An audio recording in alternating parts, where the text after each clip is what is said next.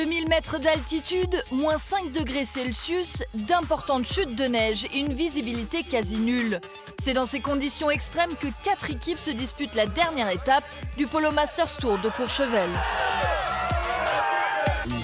En vert, l'un des meilleurs joueurs français, Brieux Rigaud, va mener son équipe à la première victoire de la journée.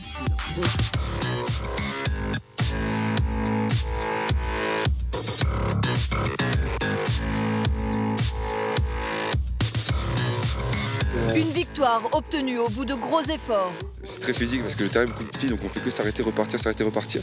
Donc il faut beaucoup anticiper, mais anticiper une balle qu'on ne peut pas dominer. C'est extrême, c'est un peu du show.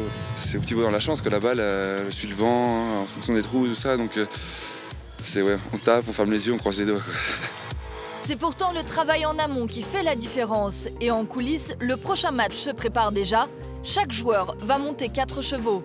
Mathieu Delphos inspecte une dernière fois ses montures. S'il joue au polo sur neige depuis déjà 15 ans, il se voit avant tout comme un homme de cheval. On le considère comme cavalier parce qu'on a besoin des chevaux et d'établir un contact avec eux pour jouer notre sport, encore une fois, qui est assez dangereux.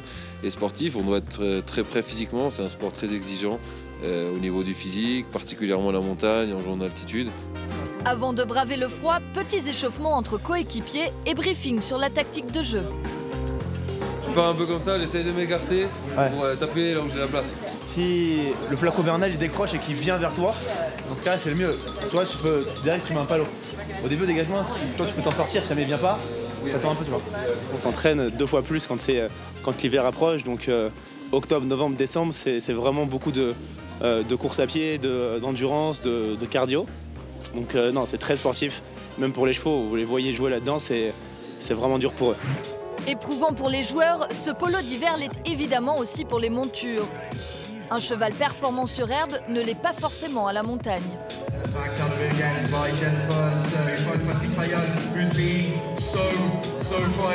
Je cherche les chevaux robustes et pas tellement la vitesse en fait. On a besoin de très maniables et de très courageux.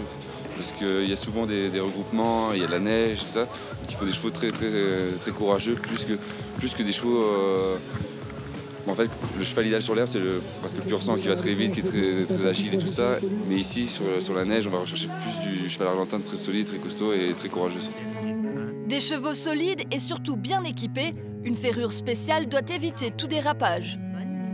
C'est vraiment l'important, c'est le boudin en caoutchouc qui est indispensable, sinon on ne pourrait pas marcher sur la neige.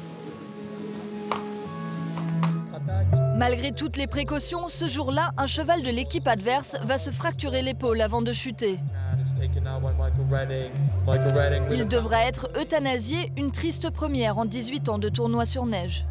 Il n'y a pas vraiment d'explication, malheureusement c'est un petit peu comme dans tous les sports, comme dans les descentes à ski, les sports automobiles, il peut toujours arriver un accident.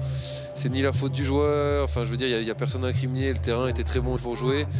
Malheureusement c'est la fatalité, ça arrive et on essaiera, comme on le fait toujours, de tout mettre en œuvre pour que ça n'arrive pas. Si ce terrible accident vient entacher la bonne ambiance, le tournoi doit continuer. Et malgré la neige abondante, le terrain reste praticable. Masque, cagoule, casque, Mathieu est enfin prêt pour disputer la demi-finale.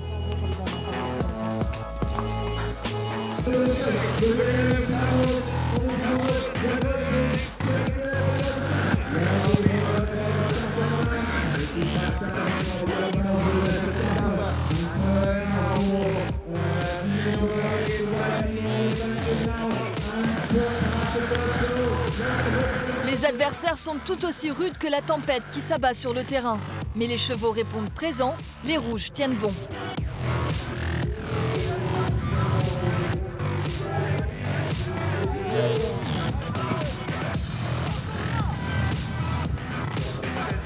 Et Mathieu va finalement offrir la victoire à son patron d'équipe, Laurent Dassault.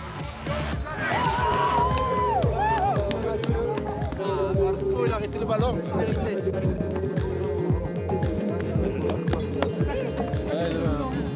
On a eu de la chance, c'est qu'il fait quand même très froid, donc le terrain est de bonne qualité. Après, bon, c'est vrai qu'il y a beaucoup de vent, il fait très froid, on est un peu en pleine tempête. Donc, mais ça s'est bien passé, on a fait plutôt un bon match par rapport au climat. Amateurs de sensations fortes, joueurs passionnés et chevaux courageux, à Courchevel, cavaliers et montures ont affronté des conditions extrêmes et testé leurs limites. Un spectacle impressionnant qui n'aura laissé personne indifférent.